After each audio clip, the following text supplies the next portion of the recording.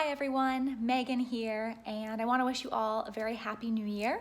And I also want to share something with you. SwiftPaws is still a really young and a small company, and when we have a new production run, like with our latest production 3, where we started using our completely overhauled main unit and controller circuit boards, there's always some surprises in store for us. We do an awful lot of testing, but when you start shipping out hundreds of something, you always end up with some things coming back that will surprise you. And if there's one thing that I've learned going through this journey of trying to make a product and put it into people's hands, it's that you have to listen to your customers. So I want to share this with you. It's really interesting, and if you actually happen to have a unit that's affected, we will absolutely take care of you and make sure that your SwiftPaws gets working and stays working. So I am going to try to flip the screen here. So I have a unit here that has been returned to us. This is unit order number 15595. And this customer reported to us that she charged her battery, everything charged up great, she plugged it in, and it just wouldn't turn on, it was just dead. Just like when there's no battery, nothing happens. And so I actually have a charged battery here, and sure enough, let me turn that off. When you plug in a battery, nothing happens. It's just completely dead, which is super surprising to us because we test every single unit before they're sent out to customers. So we know that this unit was working before we shipped it. And some of the units actually are even working once or twice and then they're not working. By the way, you know you have our third production unit if it has this sticker in the battery compartment. So I'm gonna go ahead and open this up. I've already taken the screws off the base so we can open it. And so I was trying to figure out, is the on-off switch not plugged in? What's going on with this unit? But everything seemed to be in place. And I was actually on a video call with our engineer, Eric Becknell, shout out Conduction Technologies, you're awesome. And he mentioned, hey, it looks like the fuse is missing. So let me show you.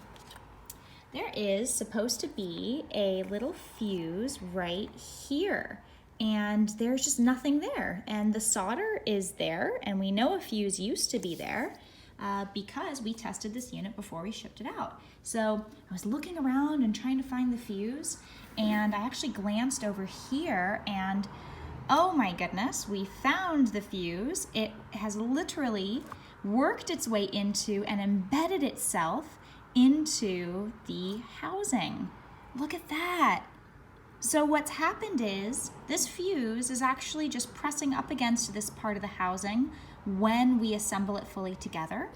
And clearly it is working okay when we first assemble it, but perhaps after shipping or once a customer gets it in their hand and starts to use it, all of a sudden, this fuse becomes dislodged from the board, and then it just completely stops working. Because with this guy not in place, it cannot allow any power through, and so you essentially have a dead board. So what I'm doing now is I'm actually just gonna position him back into place. So I found this really interesting. So what we're gonna do is we're going to plug the battery in.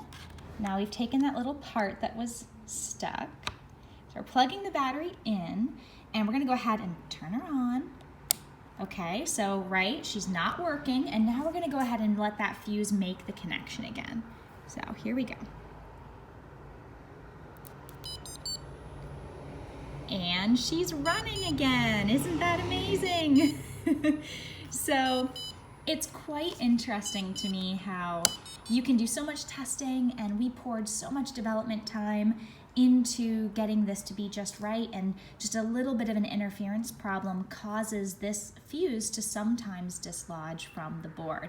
We're gonna make this right for any customers who are experiencing this problem, and luckily we did catch it early on, and so we are able to repair these boards. And if you didn't know, we actually take our refurbished, our returned units, any units that are not able to be sold as new, and we donate them to shelters and rescues as a part of our charitable partner program. So none of this goes to waste. It all gets used, and it goes to helping dogs in need, or actually helping the organizations that help dogs in need. So that's it. A little bit of a surprising New Year's update for us and for all of you. But like I said, if anybody is experiencing this problem or any other issue, please don't ever hesitate to send us an email to support@swiftpaws.com, and we'll be sure to get you taken care of. But for now, we're just going to keep ourselves busy, and it's just me and Piper in the office today. So let me see if I can get her over here. Hi, Piper. Hi, sweetie. There's my good girl. And we wish everybody a just super 2021. That is it for now. Take care. Bye.